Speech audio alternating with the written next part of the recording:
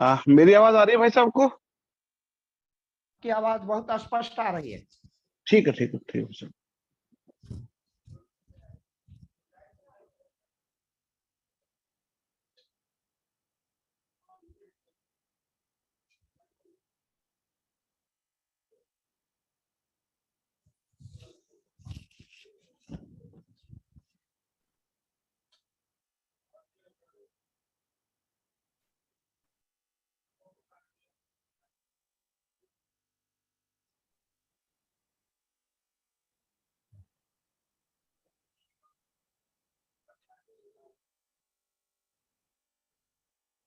आयुष जी, doctor Rishikesh Singh को आप panel में लीजिए।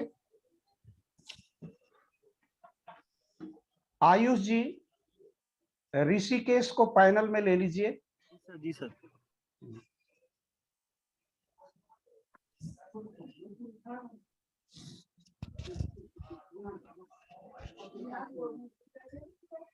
आयुष जी, इसका लाइव प्रसारण तुरंत वो लोकपहल के फेसबुक पेज पर कर दीजिएगा।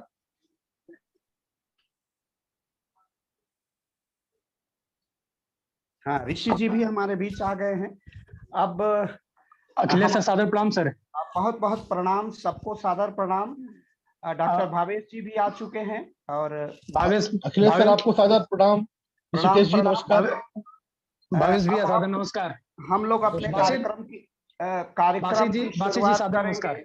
नमस्कार भाई साहब, नमस्कार। कुंवर बासित अली जी हम लोगों के अनन्य छोटे भाई के सदृश हैं और आज के कार्यक्रम में आ चुके हैं। और ये छोटा सा आभासी मंच होता है। मुख्य रूप से हमारा कार्य होता है लाइव प्रसारण देना और YouTube के माध्यम से अधिकाधिक लोगों को जागरूक करना। लोकपहल कुंवर बासित अली जी को मैं बताना चाहूंगा, जो उत्तर प्रदेश भारतीय जनता पार्टी के अल्पसंख्यक मोर्चा के अध्यक्ष हैं। अल्पसंख्यक मोर्चा का अध्यक्ष और प्रदेश का, वो भी सत्तारूढ़ भारतीय जनता पार्टी का, एक राष्ट्रवादी पार्टी का प्रदेश अध्यक्ष होना अपने आप में अनेक गौरव का विषय है। और कुंवर बासित अली उस पद को सुशोभित कर रहे हैं। राष्ट्रीय भावधारा के एक हस्ताक्षर हैं और लोकपहल राष्ट्रीय स्वयंसेवक संघ के लब्ध प्रतिष्ठित वरिष्ठ स्वयंसेवकों की, जिनकी संघ आयु अधिक है, ऐसे ही स्वयंसेवकों का एक सामाजिक सदप्रयास है। इस पर माननीय क्षेत्र प्रचारक जी से लेकर के अनेक बड़े हमारे राष्ट्रीय स्वयंसेवक संघ के उत्तरदायित्वधारी कार्यकर्ताओं का आशीर्वाद है और उनकी लगातार उत्प्रेरणा है। माननीय मुख्यमंत्री जी उत्तर प्रदेश योगी आदित्यनाथ जी के सौजन्य से यह लोकपहल अपने कर्तव्य को, पुनीत कर्तव्य को, राष्ट्रीय कर्तव्य का निर्वहन कर रहा है। देश का अल्पसंख्यक समाज राष्ट्र की मुख्य धारा में सम्मिलित हो। यह देश रसखान की परंपरा का देश है। इस देश में रसखान रजिया का देश है और वह देश किस तरह पूर्ण भारतीयता के यथार्थ के साथ राष्ट्रीय जीवन की मुख्य परंपरा में सम्मिलित होता है, यह शुरू से ही यह यक्ष प्रश्न रहा है। इस विचारधारा का भ्रम भंजन करना लोकपहल का उद्देश्य है। लोकपहल का मुख्य कार्य है जनता की समस्याओं को सत्ता प्रतिष्ठान में ले जाना और सत्ता प्रतिष्ठान की जितनी योगी जी की लोकप्रिय नीतियां हैं, जनप्रिय नीतियां हैं, जिससे जन कल्याण सुनिश्चित होता है, उसे हम लगातार जनता के मध्य प्रचारित प्रसारित करते हैं। यह लोकपहल का मुख्य उद्देश्य है। लोकपहल के संयोजक इलाहाबाद विश्वविद्यालय के डॉक्टर बीके सिंह, बीएचयू से प्रोफेसर संतोष सिंह जो आयुर्विज्ञान संस्थान बीएचयू चिकित्सा विज्ञान संस्थान सर सुंदर लाल से हैं, वो इसके प्रमुख स्तंभकारों में से हैं। इसी प्रकार डॉक्टर आलोक चौहान जो मेरठ के अभियांत्रिकी इंस्टीट्यूट के डायरेक्टर हैं, निदेशक हैं। डॉक्टर बाबूलाल आर्या इसके अध्यक्ष हैं। संरक्षक मंडल में डॉक्टर प्रोफेसर नरेंद्र कुमार सिंह गौर जो उत्तर प्रदेश सरकार के पूर्व उच्च शिक्षा मंत्री, गन्ना मंत्री रह चुके हैं, जो रज्जू भैया के प्रिय शिष्य परंपरा में सम्मिलित हैं, ऐसे हमारे रज्जू भैया हैं। डॉक्टर अवनीश पार्थीकर सर जो वीर बहादुर सिंह पूर्वांचल विश्वविद्यालय जौनपुर के प्रबंधन विभाग में प्रोफेसर हैं, ऐसे हमारे लोकपहल के कार्यकर्ता हैं, ऐसे हमारे उत्तरदायित्व कार्यकर्ता हैं जो लोकपहल अनवरत अपनी यात्रा पूज्य योगी आदित्यनाथ जी की नीतियों के प्रचार और प्रसार में निरंतरता में लगा हुआ है। लोकपहल के 5 सांस्कृतिक अधिष्ठान हैं।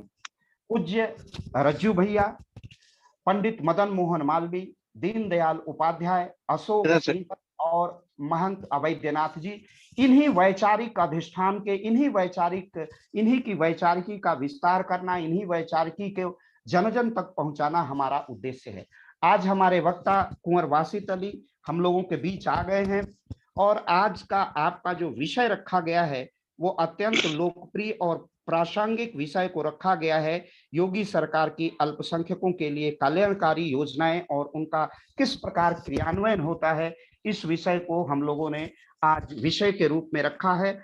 और आज कुंवर वासित अली का पाथेय इस लोक पहल मंच को प्राप्त होगा और इसके बाद इस वैचारिकी को हम लोग लगातार जनता के मध्य प्रचारित और प्रसारित करने का सद प्रयास करेंगे। इस देश का अल्पसंख्यक समाज जब राष्ट्र की भावधारा से, वो भी भारतीय जनता पार्टी से जुड़ता है और उसके अल्पसंख्यक मोर्चा या मुख्य धारा के भारतीय जनता पार्टी का कोई अल्पसंख्यक वर्ग से चेहरा आता है तो एक कौतूहल का विषय होता है, जो कि नहीं होना चाहिए, क्योंकि वह भी भारत माता का उतना ही लाडला बेटा है जितना कोई अन्य संप्रदाय और समुदाय के लोग हैं। तो यह इसी भावना को हमें आगे बढ़ाना है, विकसित करना है। यह वही देश है जहां रसखान ने लिखा है, मानुष हो तो वही रसखान, बसे ब्रजगोकुल गांव के ग्वारन। जहां कृष्ण के अनन्य भक्ति का संदेश इब्राहिम अहमद रसखान पहुंचाता है, वह वही देश है। वही वास्तव में इस देश की सहमिलन की संस्कृति है, सह अस्तित्व की संस्कृति है। और इसी मुस्लिम अल्पसंख्यक समाज में योगी जी की पूज्य योगी आदित्यनाथ जी की नीतियां कितनी प्रभावकारी हैं, कितना क्रियान्वयन हो रहा है। विश्व एक बहुत बड़ी महामारी पेंडेमिक के दौर से गुजरा, कोविड-19 की समस्या हुई, लेकिन जो योजनाएं हैं जैसे निःशुल्क पेंडेमिक काल में राशन का वितरण, निःशुल्क खाद्य पदार्थ का वितरण, उसमें हमारे 2.5 करोड़ अल्पसंख्यक समाज के लोग लाभान्वित हुए। पीएम आवास योजना में 18.05 लाख लोगों को, जो अल्पसंख्यक समाज से है, उनको आवास मिला। उज्ज्वला गैस योजना से हमारे अल्पसंख्यक समाज के भाइयों को 1.15 करोड़ लाभार्थी बने। स्कॉलरशिप योजना में 90 लाख अल्पसंख्यक समाज के लोगों को फायदा हुआ। किसान सम्मान निधि में 70 लाख का लाभांश, हमारे कल्याणकारी योजना का लाभ हमारे अल्पसंख्यक समुदाय के किसानों ने लिया। आयुष्मान योजना में 1.25 करोड़ के लाभांश पर हमारा अल्पसंख्यक समाज है। शौचालय निर्माण में 57 लाख शौचालय हमारे अल्पसंख्यक समाज के भाइयों को मिला। बिजली कनेक्शन में 9 लाख लोगों को लाभांश मिला। और कन्या विवाह योजना में लगभग 34 हजार अल्पसंख्यक समाज के भाई बहनों की शादियों में इसका लाभांश उन परिवारों को मिला है। ये हमारी योगी सरकार की नीतियां हैं, लगातार उनसे जुड़ने का, सबका साथ, सबका विश्वास, सबका सम्मान और सबका साथ, इस ध्येय वाक्य के साथ हमारी सरकार, भारतीय जनता पार्टी की सरकार और पूज्य योगी आदित्यनाथ जी की सरकार आगे बढ़ रही है। और इसी विषय पर पाथेय और अपना मुख्य वक्तव्य देने के लिए कुंवर वासित अली साहब हम लोगों के बीच उपस्थित है। लोक पहल की एक सामान्य सी परिचर्चा की कड़ी में हम अपने मुख्य वक्ता का परिचय उपस्थित करते हैं और इसके लिए मैं दिल्ली विश्वविद्यालय से डॉक्टर ऋषिकेश सिंह को आमंत्रित करता हूं कि वो कुंवर वासित अली का विधिवत परिचय प्रस्तुत करें। डॉक्टर ऋषिकेश सिंह। बहुत बहुत आभार सर। आपने बड़े ही सुंदर तरीके से, बड़े ही विधिवत तरीके से न केवल इस मंच का परिचय एवं इसके उद्देश्यों की जानकारी दी, बल्कि साथ साथ में आज के विषय की भी आपने एक बड़ी सुंदर भूमिका जो है रख दी है। सबसे पहले मैं लोक पहल के इस रविवारी आभासी परिचर्चा माला की कड़ी में आयोजित इस परिचर्चा में आज के मुख्य अतिथि वक्ता एवं लोक पहल मंच के जो भी के महत्वपूर्ण पदाधिकारी एवं अपने वरिष्ठ संरक्षक मंडल के सदस्यों की उपस्थिति को सादर प्रणाम करते हुए अपने सभी वर्तमान श्रोता एवं दर्शक तथा आने वाले समय में, जैसा कि सर ने कहा कि ये कार्यक्रम आने वाले समय में कई लोगों के बीच में, लाखों लोगों के बीच में जो है भेजा जाता है, प्रसारित किया जाता है, तो अपने आगामी श्रोता एवं दर्शकों की भी उपस्थिति जो होगी आने वाले समय में, उसका सादर अभिनंदन करते हुए, उनके प्रति आभार व्यक्त करते हुए मैं इस कड़ी को आगे बढ़ाना चाहूंगा। जैसा कि सर ने पहले ही सूचित कर दिया है कि आज की जो महत्वपूर्ण परिचर्चा है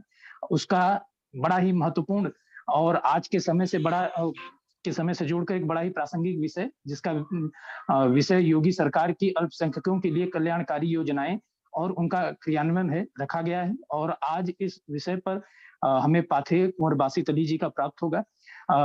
अखिलेश सर ने बड़े ही सुंदर ढंग से, बड़े ही विधिवत ढंग से तमाम तथ्यों के माध्यम से उन्होंने बताया कि किस प्रकार प्रदेश सरकार के द्वारा चलाई जा रही योजनाओं में बिना किसी भेदभाव के अल्पसंख्यक समुदाय को उन सारी योजनाओं का न केवल लाभ दिया जा रहा है, बल्कि कई ऐसी विशेष योजनाएं भी चलाई जा रही हैं। जैसा कि अभी सर ने कहा कि हमारा देश एक प्रजातांत्रिक देश है, जिसमें कि अल्पसंख्यक समुदाय के भाषा, संस्कृति जैसे अनेक हितों के संरक्षण एवं संवर्धन को ध्यान में रखा गया है और उनके सामाजिक एवं आर्थिक पृष्ठभूमि के संदर्भ में उनकी विशिष्ट समस्याओं का निराकरण करने एवं उनके शैक्षिक, सामाजिक एवं आर्थिक विकास को ध्यान में रखकर उन्हें राष्ट्र एवं समाज की मुख्य धारा से जोड़ने का एक बड़ा काम लगातार केंद्र सरकार और जो है राज्य सरकार के द्वारा किया जा रहा है।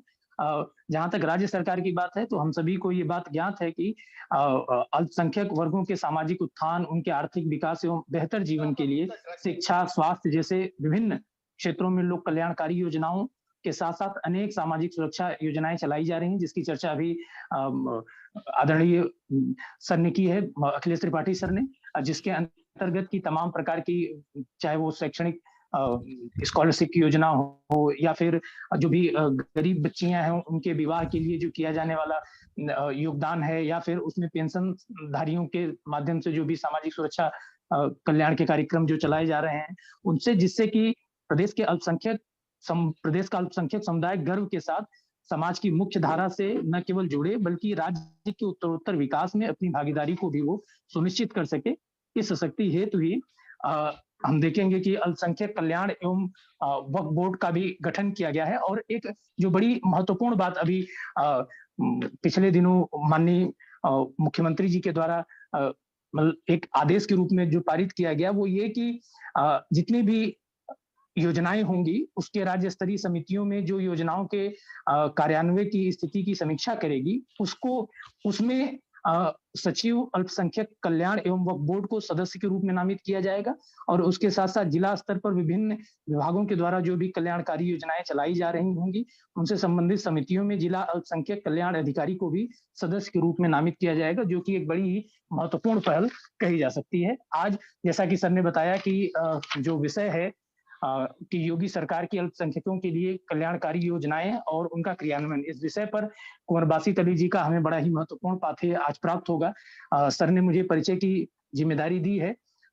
वैसे कई बातें तो सर ने बता दी, फिर भी मैं आपको थोड़ा बहुत बताता चलूं कि कुंवर बासी तली जी की जो कर्मस्थली है वो मेरठ है और मेरठ जिले के ही अल्पसंख्यक मोर्चा के शुरुआती दिनों में बासी जी जिला अध्यक्ष रहे हैं। मीडिया प्रभारी का भी दायित्व उनके पास रहा है। इसके साथ साथ क्षेत्र संयोजक जैसे महत्वपूर्ण दायित्वों का निर्वहन भी उन्होंने किया है। और इसके साथ साथ सर उत्तर प्रदेश उर्दू अकादमी के सदस्य रहे हैं और वर्तमान समय में वो प्रदेश अध्यक्ष और भाजपा अल्पसंख्यक मोर्चा प्रदेश अध्यक्ष हैं भाजपा अल्पसंख्यक मोर्चा के उत्तर प्रदेश के। और इसके साथ साथ वो पसमानदा विमर्श पर अपनी बड़ी ही महत्वपूर्ण हस्तक्षेप रखते हैं और उनके हितों को लेकर के बड़ी मुखरता उनकी लगातार उनके पेजों पर देखी जा सकती है। करीब 60,000 के आसपास उनके पेज पर लाइक्स हैं, तो इससे ही उनकी लोकप्रियता का अंदाजा और उनकी मुखरता और उनकी सक्रियता का अंदाजा हम लगा सकते हैं। तो आज इस महत्वपूर्ण विषय पर आपका पाथेय हम सभी को प्राप्त होगा, जो कि आने वाले समय में कई लोगों के बीच में प्रसारित किया जाएगा। तो इस परिचय के साथ ही मैं अब इस कार्यक्रम को आगे बढ़ाने के लिए मैं पुनः चलना चाहूंगा अखिलेश त्रिपाठी सर के पास। अखिलेश त्रिपाठी सर। बहुत बहुत धन्यवाद ऋषिकेश, आपने बड़े सुंदर ढंग से, बहुत महनीय ढंग से कुंवर बासी तली का परिचय प्रस्तुत किया। बासी तली पर हम सबको गर्व है। गर्व इसलिए है कि बासी तली एक ऐसा नाम है जो मेरठ के एक घर से निकला हुआ बालक है और प्रदेश के क्षितिज पर है। और हम प्रत्याशा करते हैं कि यही बालक एक दिन प्रदेश का, देश का बड़ा नेतृत्व करेगा, इसमें कोई संशय नहीं है, क्योंकि उसमें राष्ट्रवाद की प्रज्वलित ज्वाला है, उसमें ज्ञान का दीप है जो प्रज्वलित है और जिसमें सामर्थ्य है निडरता से सत्य की अभिव्यक्ति करने की। तो हम सबको गर्व है ऐसे कुंवर वासित अली पर। वासित अली होना कोई सहज बात नहीं है। आज के परिवेश और पर्यावरण में कोई अगर अपनी महत्वपूर्ण भूमिका राष्ट्र के लिए देता है, तन समर्पित, मन समर्पित और यह जीवन समर्पित देश की माटी में मुझे तुझे मैं और क्या दूं, इस भाव से ओतप्रोत अगर युवा तरुण तेजस्वी हमारे बीच आता है तो यह भारत के लिए गौरव का विषय है। और ऐसे ही कुंवर बासित अली जब इस देश से निकलेंगे, अल्पसंख्यक समाज से निकलेंगे, तो राष्ट्र विश्व गुरु के पद पर आसीन होगा। और मैं बड़े विनम्रता से और बड़े सम्मान के समादर के साथ मैं कुंवर बासित अली को अपने उद्बोधन के लिए आमंत्रित करता हूं अपने आभासी मंच पर। श्रीमान कुंवर बासित अली जी, अपने उद्बोधन के लिए आमंत्रित करता हूं। नमस्कार। मुझे आपकी बात कह के एक मन में एक बात आई कि देश हमें देता है सब कुछ, हम भी तो कुछ देना सीखें। जब सरकार उत्तर प्रदेश के अंदर आई और योगी जी मुख्यमंत्री के रूप में हमारे महाराज जी मुख्यमंत्री बने, तो जो मुसलमानों से जुड़ा हुआ सबसे पहला फैसला आया वो था कि जो मीट की दुकानें हैं वो बिना लाइसेंस के नहीं चलेंगी, और उनमें जरूरी है कि फ्रिज हो, उनमें टाइल्स लगी हो, पर्दा लगा हो, साफ सफाई की व्यवस्था हो। तो लोगों को लगा कि सरकार काम तो अच्छा कर रही है, लेकिन जिस सख्ती के साथ उसको लागू किया गया उसके परिणाम देखने को फिर लंबे टाइम बाद मिले कि आज जो दुकानें गंदी थी, जहां मक्खियां उड़ती रहती थी और जहां बर्फ के अंदर मीट रख करके और वो बेचते थे, आज वो फ्रिज के अंदर और सफाई के साथ। ये एक बहुत छोटा सा फैसला था योगी जी का कि हम इसको लागू करेंगे। लागू किया। आज उसके कारण कहीं ना कहीं स्वास्थ्य का जो आंकड़ा है मुसलमानों के बीच, उसमें सुधार आया है। उसके बाद तमाम योजनाएं चलती रही। आवास की जब बात आई, प्रधानमंत्री आवास में, और मुसलमानों की बस्तियों के अंदर जब प्रधानमंत्री आवास से मकान बनने शुरू हुए, एक लोगों का नजरिया बदला कि सरकार काम करती है और सरकार सबके लिए काम करती है। आज किसी भी गरीब के बीच आप चले जाइए, मुसलमान के बीच चले जाइए, गरीब बस्ती में चले जाइए, वो इस बात को सहर्ष स्वीकार करता है और हाँ करता है कि हाँ, योगी जी ने, मोदी जी ने हमारे लिए काम किया है। लोगों को यकीन नहीं हुआ जब उनका 5 लाख रुपए का कार्ड आयुष्मान भारत में बना और वो उन्होंने उससे इलाज कराए। जो सब्जी बेचने वाला, जो ठेला चलाने वाला, रिक्शा चलाने वाला था, जो वो बीमार हो जाया करता था, तो उस पर इतना कर्जा हो जाया करता था कि वो बीमार होने से डरता था कि मैं बीमार हो गया तो मेरे परिवार का क्या होगा। एक अभिभावक के तौर पर जितनी चिंता कोई माँ बाप अपने बच्चों की नहीं करता, उस तरह से लोगों का इलाज हुआ तो लोगों ने कहा कि भारतीय जनता पार्टी की सरकार सबकी सरकार है। नहीं तो एक आरोप लगा दिया जाता था कि ये सरकार मुसलमानों की दुश्मन है, और इसको कहने वाले दूसरे दलों के लोग लगातार इसका प्रचार प्रसार करते थे। कई बार ऐसा हुआ कि जब हम मुस्लिम बस्तियों में कैंपेन करने के लिए, छोटे छोटे संवाद करने के लिए पहुंचते हैं, तो माए बहनें निकल करके आती हैं कि अब और तब इतना फर्क है कि हम घर से जब निकलते थे तो माँ बाप पूछते थे कि बेटा कब आओगे, बार बार फोन करते थे, बार बार हमारी चिंता करते थे। अब हम घर से बताकर जाते हैं तो कोई पूछने वाला नहीं है कि कहाँ से जाना है, कहाँ आना है। हम अपने आप को जब घर से निकलते हैं तो सुरक्षित महसूस करते हैं। अब चिंता हमारी खत्म हुई क्योंकि सरकार ने, प्रशासन और पुलिस पर कितना काम किया है। तमाम प्रदेशों के अंदर जब योगी जी की तारीफ हुई कि हाँ, प्रशासन ऐसा होना चाहिए, मुख्यमंत्री इतना ईमानदार होना चाहिए, जब दूसरे दलों के लोगों ने कहा कि मुख्यमंत्री ईमानदार हैं, लोगों ने इस पर सोचना शुरू किया। योगी जी ने कड़वी दवाई जरूर दी है, जब मदरसों की शिक्षा की बात आई तो स्पष्ट कहा कि जो मदरसे अपंजीकृत हैं वो नहीं चलेंगे। लोग इसको समझने अभी इतना समझ नहीं पा रहे हैं। उनके बच्चे क्या खाते हैं, मदरसों में पढ़ने वाले बच्चों के जो उनका शैक्षिक स्तर क्या है, पढ़ाने वालों की शिक्षा क्या है और बैठने की व्यवस्था क्या है। वो माँ-बाप इतने गरीब हैं कि इस बात की चिंता नहीं करते। उनके लिए मदरसे का मतलब है कि बच्चा 4 घंटे के लिए घर से बाहर रह करके खुली हवा में रह जाए। लेकिन योगी जी चाहते हैं कि जो मुसलमान का बच्चा है, वो शिक्षा भी हासिल करे, वो पढ़े, वो मौलाना बने, वो हाफ़िज़ बने, लेकिन वो कलाम बने, वो इंजीनियर बने, डॉक्टर बने, उसकी दीनी और दुनियावी तालीम साथ-साथ चले। आज जब जो बड़े माफिया थे, उनकी ज़मीनें जब खाली हुई, तो गरीब लोगों ने योगी जी को दुआ दी, क्योंकि वो किसी और की ज़मीन नहीं कब्ज़ा करते थे। वो गरीब मुसलमानों के घरों पर कब्ज़ा करते थे, वो उनकी ज़मीन कब्ज़ा लिया करते थे, उन्हीं से रंगदारी माँगते थे, उन्हीं को परेशान करते थे। सरकार ने ये काम तो किया, लेकिन एक बेहतर माहौल देने के लिए सरकार ने तमाम योजनाओं में लगभग 30% की हिस्सेदारी अल्पसंख्यक समाज को दी है। आज उत्तर प्रदेश के अंदर जब हम देखते हैं कि सड़कें बनी हैं, तो सड़कें मुस्लिम बस्ती के अंदर भी उसी तरह से बनी है, जैसे हाईवे बने हैं।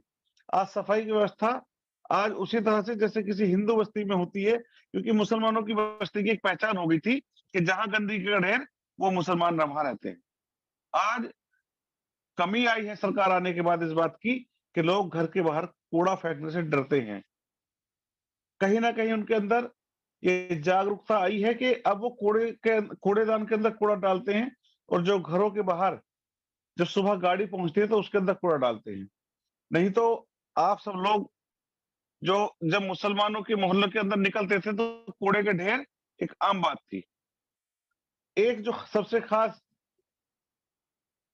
इस सरकार के अंदर जिसको लोग नहीं जान पाए, मुसलमानों पर झूठे मुकदमे कराने का चलन समाजवादी पार्टी और बसपा के अंदर था। उनके नेता मुसलमानों पर ही मुसलमान नेता मुकदमे करा करके उनसे पैसा ऐंठने का काम करते थे।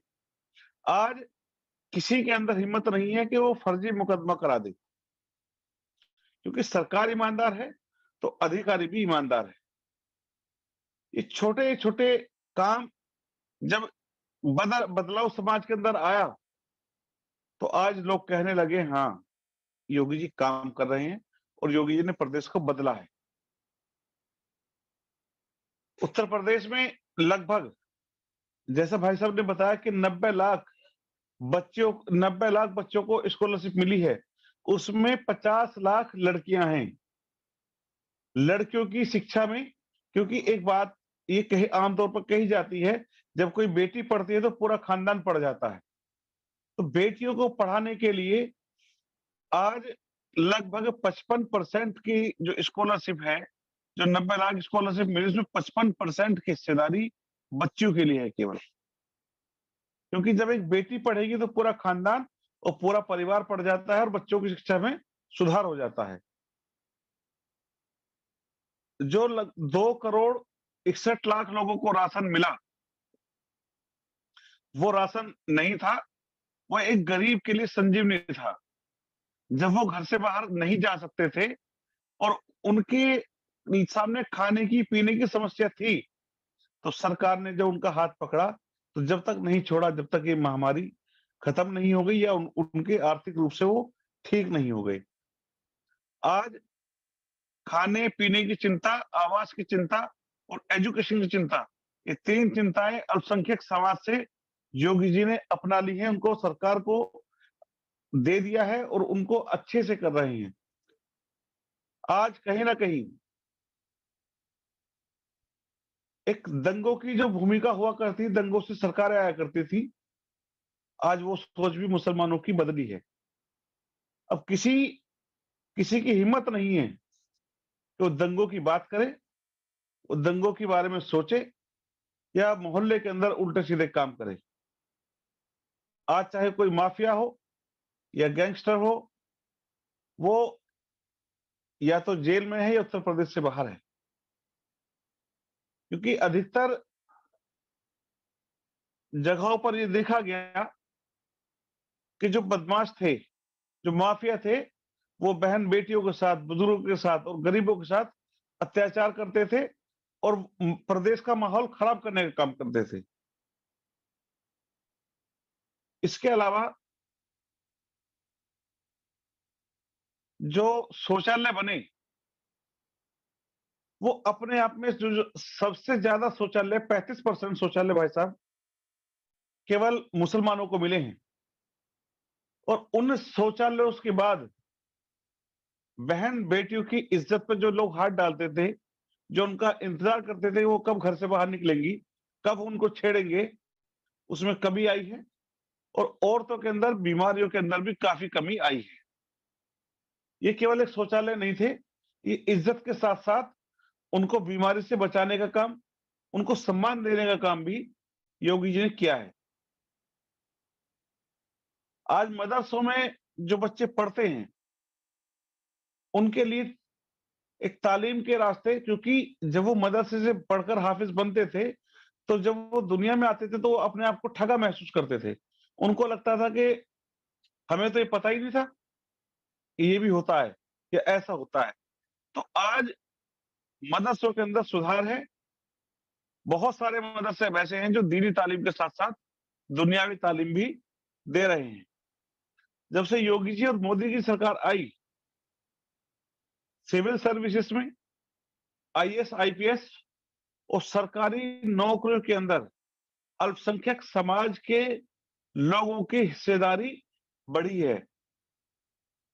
और जो सबसे अच्छी बात है, आज कोई भी त्योहार हो, चाहे ईद हो या सब कद्र हो, ये पहली बार देश के अंदर देखने के लिए मिला कि अब मुसलमानों के त्योहार भी झंडे के साथ और राष्ट्रवाद के साथ मनने लगे हैं। वरना अक्सर सुनने के लिए मिलता था कि उस त्योहार पर पाकिस्तान का झंडा दिख गया, वहां जुलूस निकला तो पाकिस्तान का झंडा था। आज इस सरकार ने मुसलमानों के बीच एक राष्ट्रवाद की लहर और हमारे देश के प्रति हमारी क्या जिम्मेदारियां हैं, ये बताने का और जगाने का काम भी इस सरकार के माध्यम से हुआ है। पहले केवल हम सरकार से क्या ले सकते हैं, लोग इस पर सोचते थे। लेकिन अब विचारधारा में थोड़ा परिवर्तन है कि हम देश को, प्रदेश को क्या दे सकते हैं, हमारे बच्चे किस प्रकार से इस देश के जिम्मेदार नागरिक बन सकते हैं, अब इसकी चिंता भी लोग करने लगे। साथ ही मदरसों के अंदर 15 अगस्त और 26 जनवरी पर कभी आप नहीं देखते होंगे कि वहां राष्ट्रगान का या ध्वजारोहण का कोई कार्यक्रम होता हो। यदा-कदा कहीं-कहीं होता था, लेकिन सरकार आने के बाद अब हर मदरसे के अंदर 15 अगस्त हो या 26 जनवरी हो, कार्यक्रम भी होते हैं और बच्चों के अंदर राष्ट्रवाद का अंकुर बोया जाता है। क्योंकि सबसे ज्यादा अगर दिक्कतें कहीं पिछली सरकारों में हुई, तो मुसलमान को मुसलमान बनाया गया, मुसलमान को दंगों की मशीन बनाया गया और मुसलमान को हिंदू को तंग करने के लिए एक औजार और डराने के लिए एक औजार बनाया गया। वो भोले-भाले, मैं कई बार कार्यक्रमों में जब देखा, उनको इस बात से कोई मतलब ही नहीं था कि इसका परिणाम क्या होगा, उनको बस करना है और वो करने से पहले सोचते हैं कि क्यों करना है। अब वो ये भी सोचते हैं कि हम अपने भाई से क्यों लड़ें, हम अपने मोहल्ले के अंदर दंगा क्यों करें। तमाम बातें जब ये सरकार की योजनाएं आगे बढ़ी, तो उनको ये भी लगा कि सरकार हमारे लिए सब कुछ कर रही है, अब हमें भी अपने बच्चों के लिए, अपने परिवार के लिए, अपने मोहल्ले के लिए कुछ करना चाहिए। आज देश के अंदर अधिकतर जो जैसे जेएनयू है या एएमयू है, इस तरह के जो इंस्टीट्यूट थे, इनके जो छात्र नेता थे, वो लगातार जहरीली भाषा का उपयोग करते थे और उनके जो चांसलर हैं या उनके जो अन्य नेता हैं वो उनको समर्थन करते थे।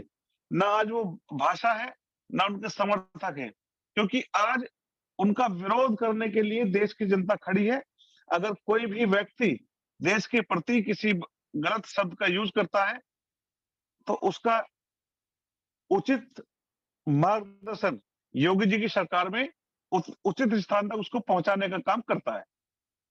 अभी जो भारत मां को डायन कहने वाले एक नेता, उनकी जब सदस्यता रद्द हुई, अब लोगों को ये एहसास है कि जो विधायक हैं, जो सांसद हैं, जो जनप्रतिनिधि हैं, उनको अपनी भाषा को संयमित करना चाहिए और इस देश के लिए अच्छा बोले। अगर आप गलत बोलेंगे तो आपकी विधायकी भी जा सकती है।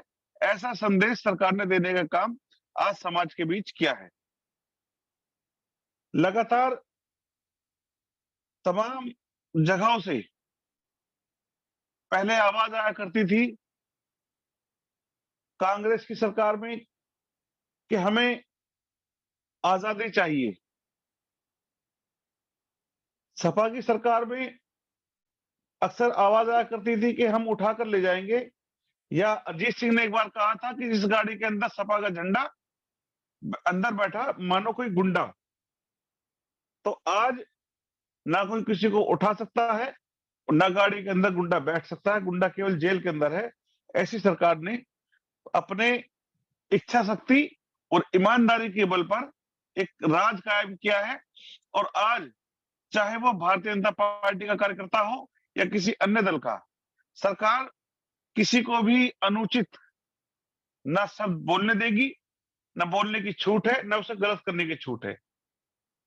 अक्सर लोग दबंगई के बल पर सत्ता में आने का प्रयास किया करते थे, लेकिन भारतीय जनता पार्टी की सरकार आने के बाद अब लोग ये समझ गए कि सेवा के माध्यम से ही केवल जनता के बीच जाया जा सकता है। जो उत्तर प्रदेश के अंदर दबंगई और गुंडे के बल पर सरकारें लाने का और चुनाव जीतने का काम होता था, अब केवल लोकतंत्र और जनता की सेवा ही इसका माध्यम है। अल्पसंख्यक वर्ग भी आज भारतीय जनता पार्टी के साथ लगातार थोड़ा थोड़ा जुड़ रहा है और आगे बढ़ रहा है। अभी अगर मैं बात करूं रामपुर की और बात करूं आजमगढ़ की, मैं दोनों चुनावों के बीच गया था। मुसलमानों ने लगभग 15% के आसपास वोटिंग भारतीय जनता पार्टी किया। जो आज हम चुनाव गोला के अंदर जीते हैं, जो मुस्लिम बहुल गांव थे जहां 90% के आसपास मुस्लिम आबादी है, वहां भी हम 50% वोट लेने में इस बार कामयाब हुए हैं। तो ये एक अच्छा संकेत है उत्तर प्रदेश की जनता की तरफ से कि जे योगी जी को सभी वर्गों के बीच और सभी धर्मों के लोगों का समर्थन मिल रहा है। क्योंकि एक इस्लाम के अंदर, और मौलाना एक बात कहते हैं हमेशा कि जो धार्मिक आदमी है या कोई मौलाना है, धर्मगुरु है, कोई महाराज जी हैं, वो अच्छे शासक साबित होते हैं क्योंकि उनका कोई अपना परिवार नहीं, और वो उनके अंदर ईमानदारी की क्षमता और इच्छा शक्ति ज्यादा होती है। तो आज योगी जी अपना कोई काम नहीं देखते, अपनों को नहीं देखते। आपको याद होगा जब कोरोना काल के अंदर उनके पिताजी का देहांत हुआ तो अपने पिताजी के पास नहीं पहुंचे। वो जनता की सेवा के लिए, क्योंकि कोरोना काल था, उत्तर प्रदेश संकट में था, वो लगातार जनता की सेवा करते रहे। तो एक ऐसे व्यक्ति जिन्होंने उत्तर प्रदेश के 24 करोड़ लोगों को अपना परिवार मान लिया हो, दिन रात उनकी सेवा कर रहे हो, उनकी चिंता करते हो, ऐसे यशस्वी लोकप्रिय महाराज जी, माननीय मुख्यमंत्री योगी आदित्यनाथ जी, जिनके मार्गदर्शन के अंदर किसी की हिम्मत नहीं कि वो करप्शन करे, किसी की हिम्मत नहीं कि वो दंगा करे, किसी की हिम्मत नहीं कि वो गलत बात करे, किसी की आज हिम्मत नहीं है किसी की जमीन पर कब्जा कर ले। तो आज मुसलमान भी इससे अछूता नहीं है, क्योंकि जो सरकार की ओर से लाभ हुए वो अधिकतर लाभ अखिलेश भाई साहब ने बता दिए कि जो हमने स्कीमें चलाई, 4.5 करोड़ लाभार्थी आज उत्तर प्रदेश के अंदर अल्पसंख्यक समाज से हैं और हर बूथ पर लगभग 100 लाभार्थी आज उत्तर प्रदेश के अंदर इस योगी सरकार के अंदर बने हैं। ये एक नया वर्ग बना है लाभार्थी। ये लाभार्थी वर्ग कौन है?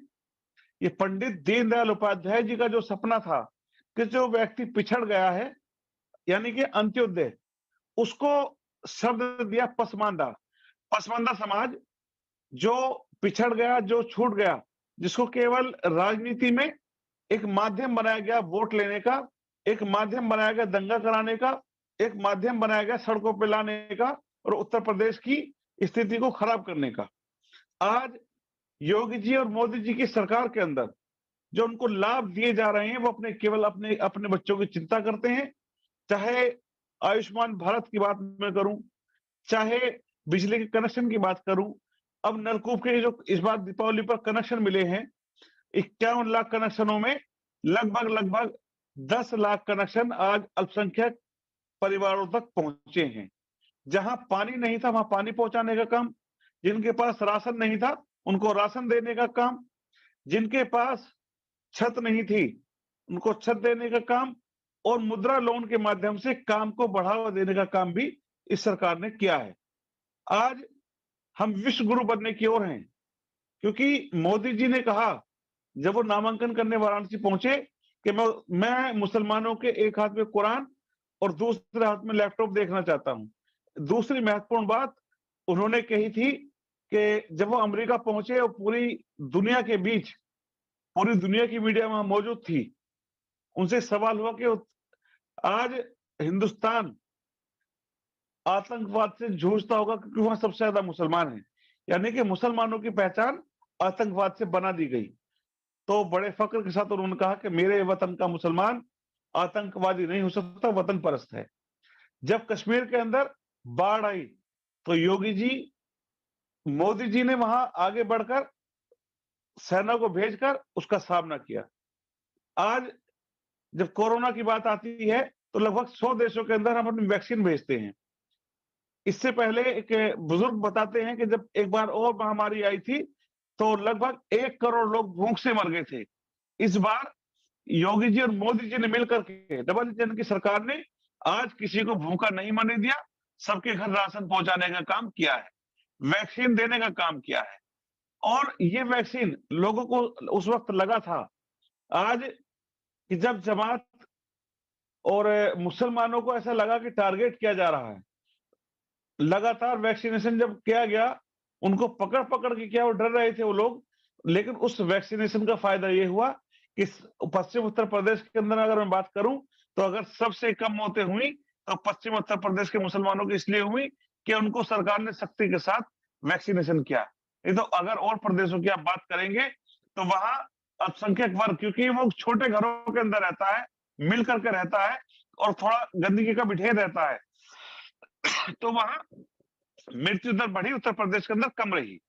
तो आज हम सबको धन्यवाद देना चाहिए जो योगी जी महाराज ने उत्तर प्रदेश की जनता को सख्ती के साथ संभालने का, एक अभिभावक के तौर पर संभालने का काम किया। वो केवल एक कोई ईमानदार और इच्छा शक्ति वाला ही आदमी कर सकता था।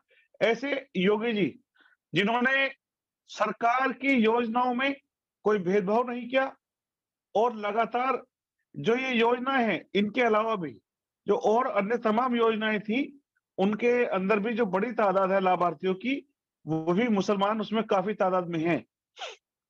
जैसे कि मैं अभी बात बताया भाई साहब ने किसान सम्मान निधि, किसान सम्मान निधि में लोग सोचते नहीं थे कि इसमें मुसलमान शामिल होंगे, लेकिन 22% की हिस्सेदारी किसान सम्मान निधि में मुसलमानों की है। और एक मुसलमानों का अहम फराइज है हज। हज के लिए अगर मैं बात करूं तो 65 साल के कांग्रेस के शासनकाल में जो हज का कोटा था वो 95,000 था। मोदी जी ने उसको अपने 8 साल के शासन में 1,90,000 करने का काम किया है, क्योंकि 1,95,000 कोई सबसे बड़ी संख्या है आज दुनिया में। हमसे आगे केवल एक ही मुल्क है आज दुनिया के दूसरे नंबर के मुल्क हैं जो सऊदी हज करने के लिए जाता है। जब वहां लगभग सऊदी के अंदर सबसे बड़ी तादाद अगर आज किसी की है तो वो इंडियन हाजियों की है। इसी के साथ साथ हिंदुस्तान के मुसलमान जो खाड़ी देशों के अंदर काम करते हैं वो अक्सर बताते हैं कि जब से मोदी जी देश के प्रधानमंत्री बने, उत्तर प्रदेश के सहित सहित देश के मुसलमानों का भी सम्मान विदेशों के अंदर बढ़ा है। अब उनको सम्मान की निगाह से देखते हैं और उनको नौकरियां मिलना आसान हुई है, क्योंकि देश की छवि क्या बनी? देश की छवि बनी कि हिंदुस्तान एक मजबूत मुल्क है, हिंदुस्तान के अंदर आतंकवाद नहीं है।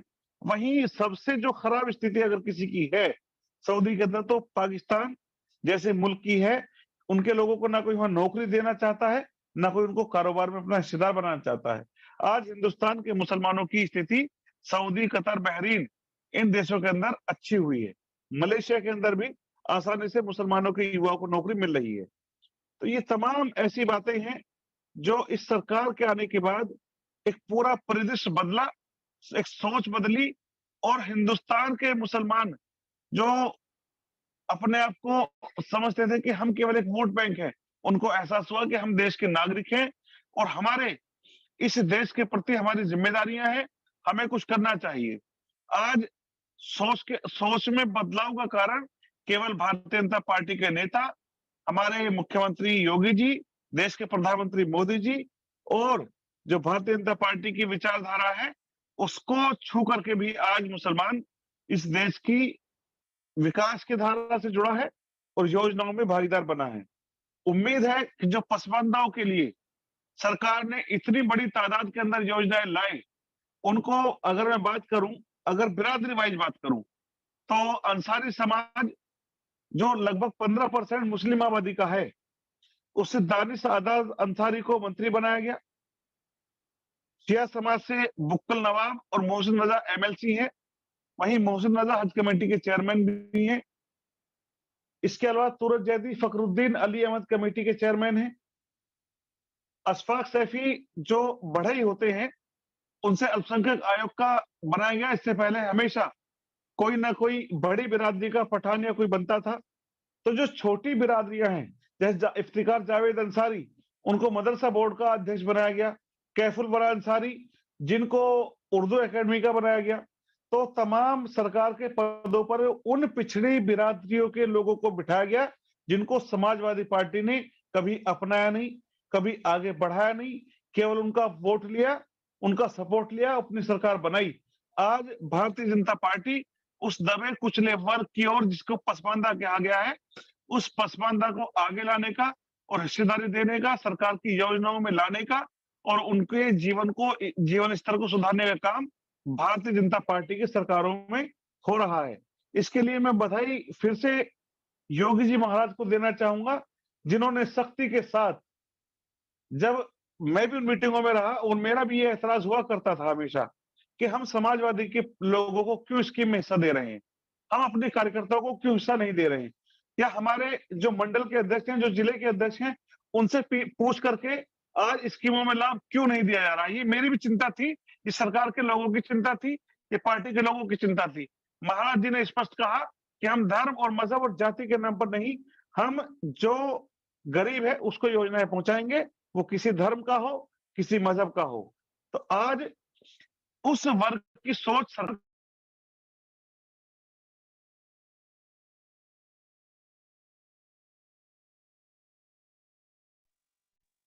कहीं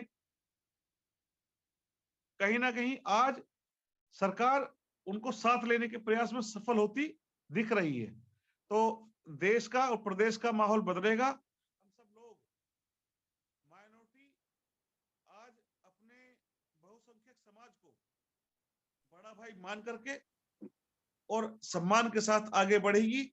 ऐसा मेरा इस राष्ट्रवादी सरकार के माध्यम से राष्ट्रवाद के अंकुर हमारे समाज के अंदर भी फूटेंगे और वो समाज के साथ चलेंगे। थोड़ी बहुत समस्याएं रही हैं, वो हमेशा रहेंगी, राजनीति होती है, वो होती रहेगी, लेकिन आज समाज का बड़ा तबका ये बात मानता है कि हाँ, भारतीय जनता पार्टी की सरकारें सबके लिए काम कर रही हैं। जब उनकी सोच ये बनी है तो कहीं ना कहीं जो 8% वोट इस बार हमें मिला है, जो हम इस बात पर संतोष कर सकते हैं, 8% आंकड़ा छोटा है, लेकिन हम मुसलमानों के अंदर दूसरे नंबर की पार्टी बने हैं। हमसे कम बसपा है, हमसे कम कांग्रेस है, हमसे कम MIM है या और अन्य पार्टियां आज, लेकिन हम मुसलमानों में 2 नंबर की पार्टी हुए हैं। एक दिन 1 नंबर की पार्टी भी बनेंगे, क्योंकि जो इन्होंने मजहब के नाम पर, धर्म के नाम पर और तुष्टीकरण के नाम पर राजनीति की है, आज मुसलमान उसको समझ रहा है और लगातार भारतीय जनता पार्टी की ओर पसमानदा समाज के साथ साथ उच्च तबका भी भारतीय जनता पार्टी को अपना समर्थन दे रहा है। ये केवल और केवल जो सरकार का सबका साथ, सबका विकास और सबके विश्वास के साथ, सबके प्रयास से सर्वव्यापी और सर्वस्पर्शी सरकार बनी है, उसी का केवल एक कमाल है कि आज अल्पसंख्यक वर्ग लगातार भारतीय जनता पार्टी की ओर देख रहा है और समझ रहा है। इसी के साथ आज मुझे यहाँ पर इस मंच पर आने का मौका मिला, अपनी बात कहने का मुझे सौभाग्य प्राप्त हुआ। मैं आप सभी अपने बड़ों के आशीर्वाद की अपेक्षा के साथ कि आपका आशीर्वाद मुझे मिलता रहेगा, मैं आपके मार्गदर्शन में काम करता रहूं। कोई मुझसे गलती हो, कोई बात हो तो आप सीधे मुझे फोन पर बता सकते हैं। मैं आपके मार्गदर्शन लगातार मिलता रहे, उस पर काम करता रहूं। इसी अपेक्षा के साथ मैं अपनी बात खत्म करता हूं। जय हिंद, जय भारत। बहुत बहुत धन्यवाद कुंवर बाशित अली जी, आपने अपनी बात बहुत ही तर्कपूर्ण ढंग से रखी है, बहुत ही भावना से रखी है। मैं तो राजनीति विज्ञान का विद्यार्थी और प्रोफेसर हूं, तो जानता हूं कि मुसलमानों का वोट प्रतिशत भारतीय जनता पार्टी के लिए बढ़ रहा है।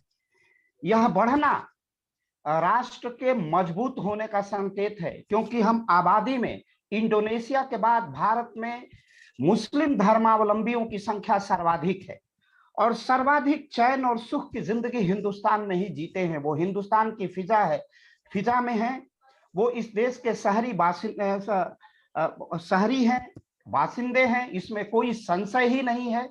जितना बहुसंख्यक है उतना अल्पसंख्यक समाज का अधिकार इस देश की धरती पर है, इस देश की माटी पर, इस देश के गगन पर है, इस चमन पर है। केवल आवश्यकता केवल और केवल विचारों के परिवर्तन की है। बहुत पहले डॉक्टर लोहिया कहा करते थे, जब हिंदू बना मुसलमान, उन्होंने एक बुकलेट लिखी तो उन्होंने लिखा कि जब सत्य की राजनीति होगी, सत्य सतह पर आएगा, जब इस देश का मुसलमान बाबर को आक्रमणकारी और इस देश का हिंदू रजिया और रसखान को अपना मानेगा, उस दिन सत्य की राजनीति होगी। तो कम्युनल हार्मनी या हमारा सांप्रदायिक सौहार्द अपने अधिकतम स्तर पर होगा, अपने उन्नत स्तर पर होगा। किसी नहीं है, हमारी वासना पर हो, जब प्रश्न राष्ट्र का आए तो हम कंधे से कंधे मिलाकर एक साथ चलने का सामर्थ्य और साहस जुटा सके। यही भारतीयता है, यही इस्लाम भी सिखाता है, यही राम का आदर्श भी है। तो राम का आदर्श और इस्लाम की बुनियादी तत्वों का समन्वय तभी होगा जब देश में सत्य की राजनीति होगी। लेकिन इस देश को बहुत समय तक धारा के विपरीत चलाने का सदप्रयास किया गया और एक लंबा भ्रम पाला गया है। उस भ्रम को भंजन करने, भ्रम को तोड़ने के लिए अनेक प्रकार के प्रयास करने होंगे। आप इस देश के अल्पसंख्यक वर्ग के पसमानदा मुसलमानों के लिए अनेक प्रयास कर रहे हैं। आप ही के प्रयास का प्रतिफल था कि उत्तर प्रदेश में पसमानदा सम्मेलन हुआ, उसमें पूरी सरकार आपके साथ पसमानदा अल्पसंख्यक समाज के साथ खड़ी थी। एक रास्ता कायम हुआ, रूबरू संवाद हुआ, रूबरू डायलॉग हुआ और उस डायलॉग से जो संदेश गया है, अभी आपने अभी तुरंत चुनाव आया है खीरी लखीमपुर का, जो हमारे विधायक गिरी जी के निधन के बाद जो अमन की जीत हुई है, उसमें अल्पसंख्यक समाज का प्रतिशत बढ़ा है और वो प्रतिशत में अगर उसकी हम संगणना करें तो 50% से ऊपर जाता है। रामपुर और आजमगढ़ के चुनाव में प्रतिशत जो वोटों का रुझान था, जो वोट स्विंग थी, वह 15% से ऊपर, आजमगढ़ में वो 23 से 24% हो गई थी और रामपुर में भी 16% चली गई थी। तो यह इस बात का संकेत है कि इस देश का मुसलमान सत्य की ओर अब उन्मुख है, भ्रम से दूर होने का प्रयास कर रहा है। और भ्रम इस्लाम की देन नहीं है, भ्रम जो देन है वह इस देश की सेकुलर पार्टियों की देन है, तथाकथित सेकुलर पार्टियों की देन है, जो इस देश के पसमानदा को मुख्य धारा में सम्मिलित होने से रोकना चाहती है, जहां कुंवर बासित अली जैसे लोग हों, जहां आजाद अंसारी जैसे लोग हैं जो मेरे गृह जनपद के बगल से आते हैं, बलिया से आते हैं, उस माटी से आते हैं, जहां ऐसे लोग हों, जहां पर अदम्य साहस हो, कहने की आप मेरठ से आते हैं, मेरठ कितनी विखंडन की भूमि बन गई थी, उसमें आपने एक संदेश दिया है, राष्ट्रवाद की का द्वीप प्रज्वलित किया है, एक शंखनाद किया है। ऐसे ऐसे ही लोग इस देश के कर्णधार बनेंगे, इस देश को सही दिशा देंगे, सन्मार्ग देंगे। योगी जी का साथ और कुंवर बासित अली का अनन्य सहयोग इस उत्तर प्रदेश को एक नई ऊंचाई और एक नए सन्मार्ग की ओर प्रेरित करेगा, इसमें कोई संशय नहीं है। और हम सब इस आभासी मंच पर आपका अभिनंदन तो करते ही हैं, साथ साथ ये आशा करते हैं कि आप राष्ट्र और प्रदेश की राजनीति के एक बड़े किरदार बनेंगे, इसमें कोई संशय नहीं है। क्योंकि वो सामर्थ्य, वो चेहरे का तेज और वो जो हृदय का भाव है, वो निश्चित रूप से ऐसे ही लोग होते हैं। जैसे हमारे एक डॉक्टर जाहिदुल दीवान हैं, जो जेएनयू से हैं, आप उनको जानते भी होंगे। ऐसे ही लोग राष्ट्र को आगे बढ़ाने का कार्य कर रहे हैं। आप निश्चित रूप से, आपका भविष्य, कल का भविष्य बहुत मुस्कुराता हुआ होगा। लोक पहल की एक परंपरा है। मैं आमंत्रित करता हूं डॉक्टर भावेश जी को कि वो औपचारिक रूप से धन्यवाद ज्ञापन करें। डॉक्टर भावेश जी। धन्यवाद सर। लोक पहल के द्वारा आयोजित इस परिचर्चा माला में आज की कड़ी में योगी सरकार की अल्पसंख्यकों के लिए कल्याणकारी योजनाएं और उनका क्रियान्वयन जैसे अति महत्वपूर्ण विषय पर भारतीय जनता पार्टी के अल्पसंख्यक मोर्चा के प्रदेश उपाध्यक्ष कुंवर बासित अली साहब का हम लोगों ने भी व्याख्यान। डॉक्टर साहब, मैं संशोधन करना चाहूंगा, और भी अधिक महत्वपूर्ण इसलिए है। डॉक्टर भावेश जी उपाध्यक्ष नहीं, कुंवर बासित अली उत्तर प्रदेश के अध्यक्ष हैं। जी, मैं क्षमा चाहूंगा, मैं क्षमा चाहूंगा।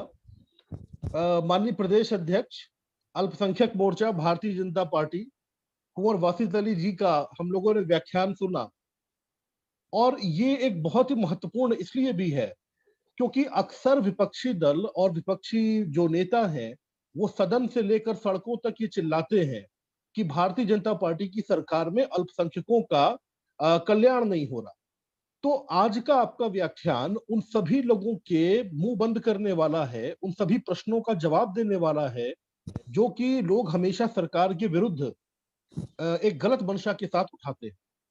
मीट की दुकानों से को लेकर जो आपने अपना व्याख्यान प्रारंभ किया और उसका जो परिणाम आपने बताया कि आज वर्तमान समय में वो दुकानें कितनी साफ हैं और वहां पर मिलने वाला सामान शरीर से लेकर और हर प्रकार से वो कितना अधिक उपयोगी बन गया है। दूसरा, सामाजिक सुरक्षा जिसकी बहुत अधिक आवश्यकता थी अल्पसंख्यक समाज को, वह योगी सरकार ने उनको प्रदान किया। प्रधानमंत्री आवास योजना के अंतर्गत 18,05,000 लोगों को आवास प्राप्त हुआ। अपंजीकृत मदरसों के खिलाफ कार्रवाई की गई, लेकिन कार्रवाई का प्रमुख उद्देश्य क्या था? धार्मिक शिक्षा के साथ साथ राष्ट्रीय स्तर की तकनीकी शिक्षा या व्यवहारिक शिक्षा भी बच्चों को प्राप्त हो कि वो भले ही धर्म गुरु बने लेकिन साथ ही साथ उनको पूरी व्यवहारिक शिक्षा प्राप्त हो। इस उद्देश्य से प्रदेश सरकार के द्वारा जो ये कार्य किए गए, निस्संदेह रूप से वो बहुत अधिक महत्वपूर्ण है। माफियों को खाली कराया गया और उसके चलते अल्पसंख्यक समाज की दुआएं सरकार को मिली। ये एक ऐसा बिंदु था जो कि बहुत ही महत्वपूर्ण आपके द्वारा उठाया गया, क्योंकि अक्सर लोग इसको ही कहते हैं कि ये तो उत्पीड़न किया जा रहा है या संविधान के विरुद्ध कार्रवाई की जा रही है, जबकि आपने आज उसको स्पष्ट कर दिया कि उन माफियाओं की जमीनों को खाली कराने से अल्पसंख्यक समाज के लोगों ने ही सबसे ज्यादा दुआएं दी, क्योंकि वो जमीनें उन्हीं गरीब लोगों की थी जिनको कब्जा करके माफियाओं ने उसको अपनी संपत्ति घोषित किया था। अल्पसंख्यक बस्तियों में गलियों का निर्माण, सीवर का निर्माण और एक स्वस्थ समाज के निर्माण के लिए कूड़े को सड़कों पे न फेंक कर बल्कि नगर निगम की गाड़ियों में डालने की जो व्यवस्थाएं हुई, और आज उत्तर प्रदेश के लगभग हर शहरों में ये व्यवस्थाएं दिखाई पड़ती हैं, ये योगी सरकार की एक बहुत बड़ी देन है अल्पसंख्यक समाज को। सपा सरकार, बसपा सरकार में जो फर्जी मुकदमे मुसलमानों के ऊपर लिखवाए जाते थे, उनकी अपेक्षा भारतीय जनता पार्टी की सरकार में एक भी फर्जी मुकदमे किसी भी अल्पसंख्यक समाज के व्यक्ति के ऊपर नहीं लिखवाए गए हैं।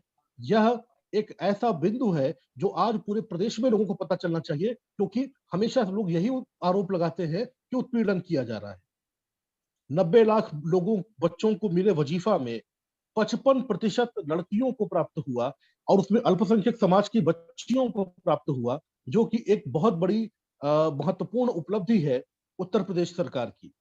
2 करोड़ 61 लाख लोगों को राशन दिया गया, और ये राशन किसी का चेहरा देख के नहीं, बल्कि उसकी भूख, उसकी मजबूरी को देख कर दिया गया। ये मुख्यमंत्री योगी आदित्यनाथ की एक सबसे बड़ी उपलब्धि है, क्योंकि भूखे का पेट भरना और किसी प्रकार की भूखमरी से मृत्यु न हो, बड़ी जिम्मेदारी। तो ऐसी यह जो कार्य किए गए हैं, संदेह रूप से बहुत ही महत्वपूर्ण कार्य। आप आज का जो व्याख्यान था, यह उत्तर प्रदेश की योगी सरकार की उपलब्धियों को बताने वाला था। आपके द्वारा इन महत्वपूर्ण विषयों पर जो प्रकाश डाला गया, इसके लिए मैं पूरे लोक पहल की ओर से आपका बहुत बहुत धन्यवाद प्रकट करता हूँ। आप अपने समय को निकालकर हमारे बीच में पुनः आए। इसके साथ ही मैं पूरे लोक पहल परिवार की ओर से आपका बहुत बहुत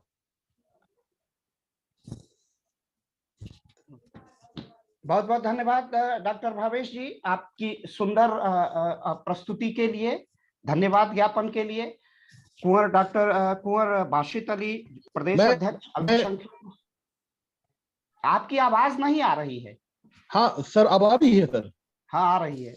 हाँ, तो यह जो आपके द्वारा बताया गया महत्वपूर्ण बिंदु है, इन महत्वपूर्ण बिंदुओं ने आज हमारे श्रोताओं को और लोग इस कार्यक्रम को देख रहे, इस कार्यक्रम को सुन रहे सभी लोगों के मन में जो विचार थे कि योगी सरकार के द्वारा अल्पसंख्यक समाज के लिए जो कार्य किए गए वो क्या है, कितने महत्वपूर्ण है, इस पर जो आपने प्रकाश डाला, इसके लिए मैं पूरे लोग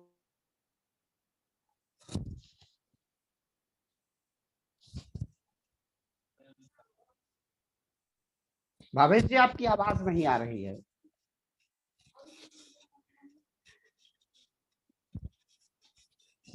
ठीक है भावेश जी, आपका धन्यवाद ज्ञापन शुरू हुआ। जो अंतिम बात है वो मैं कह देता हूं। डॉक्टर वासित अली, कुंवर वासित अली, प्रदेश अध्यक्ष अल्पसंख्यक मोर्चा उत्तर प्रदेश, जो बहुत युवा हैं, तरुण हैं, वो हमारे बीच आए। पूरा लोक पहल परिवार की तरफ से आपका हम बहुत बहुत आभार और धन्यवाद ज्ञापन करते हैं। आपने जो वक्तव्य दिया वो बहुत बेहद तर्कपूर्ण था, और हम सब प्रयास करेंगे कि लाखों लोगों के बीच इसको ले जाएं। यूट्यूब और अपने विभिन्न सोशल मीडिया के माध्यम से लाइव प्रसारण लोक पहल पर हो रहा है, और यूट्यूब पर जब इसकी संख्या होती है तो हम बहुत बड़े वर्ग तक पहुंच जाते हैं। आपका यह वक्तव्य भारत के उत्तर प्रदेश के पसमानदा और अल्पसंख्यक समाज को और बहुसंख्यक समाज को भी एक नई दिशा देगा, क्योंकि प्रश्न यहाँ केवल बहुसंख्यक समाज का है ही नहीं, अल्पसंख्यक समाज का है ही नहीं है। प्रश्न यहाँ भारतीयता का है कि किस तरह, क्योंकि हमारी एक आंख अगर इस्लाम है तो एक आंख हमारी सनातन धर्मावलंबियों की है, और दोनों की दृष्टि में समीपता, साम्यता और सौहार्द नहीं आएगा तब तक इस राष्ट्र का उत्थान नहीं हो सकता।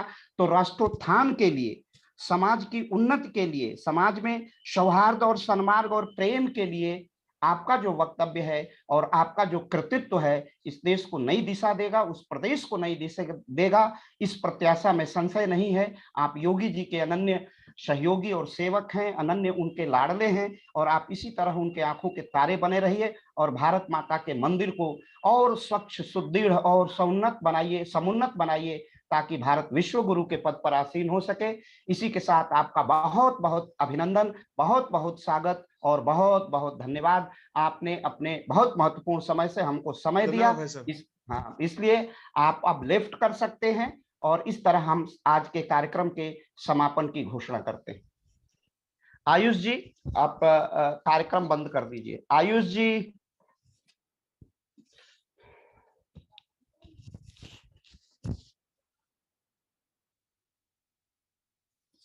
आयुष जी,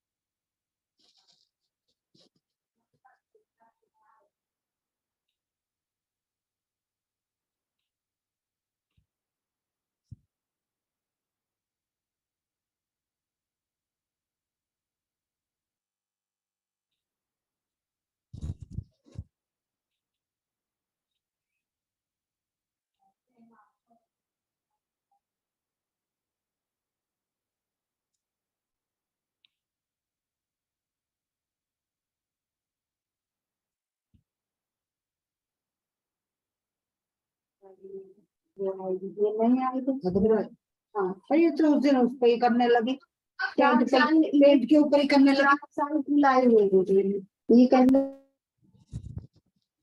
आयुष जी कार्यक्रम बंद कर दीजिए। जी सर कर दो सर, 1 मिनट। अच्छी बात है।